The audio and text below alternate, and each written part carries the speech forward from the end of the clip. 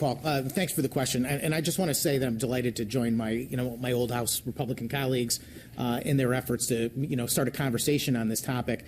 I don't want to step on their press conference by talking about other proposals. Certainly, some of us would want to address legal immigration in other ways, particularly the ways that are enticing more illegal immigration in the state, driver's licenses, health care, and so forth. I mean, I think it's an overall conversation that needs to happen.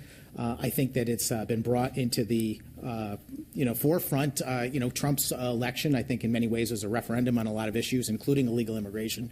And I think in Connecticut, I think you'll find polling data would suggest that the vast majority of Connecticut residents have a problem with illegal immigration.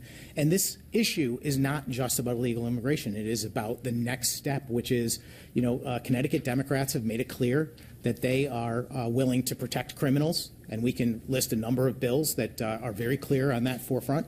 And they're also willing to protect undocumented aliens entering our state. But this issue is about them protecting undocumented aliens that also happen to be criminals. And I think that is a bridge too far for most people, and I think that's why we're standing here today, because it's about time we addressed it.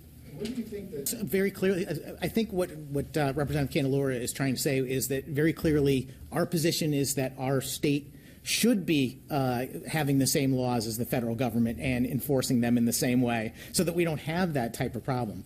You mentioned misdemeanors, which I think is very interesting.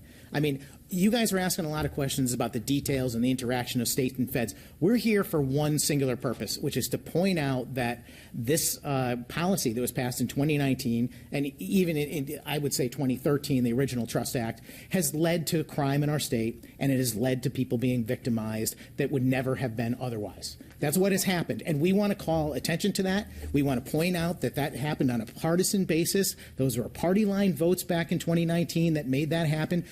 In addition, you mentioned misdemeanors. Just to illustrate the willingness of Connecticut Democrats to protect criminals.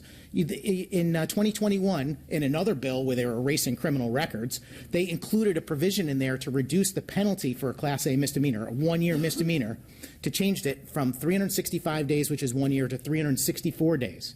And you scratch your head and you ask yourself, why would anybody do that?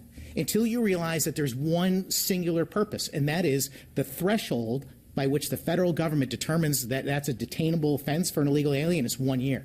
So they were purposely writing policy to protect people that committed one-year misdemeanors. What kind of policy is that?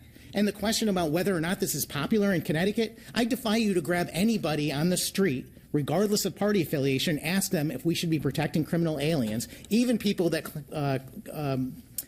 commit Class A misdemeanors, let alone felonies. So you're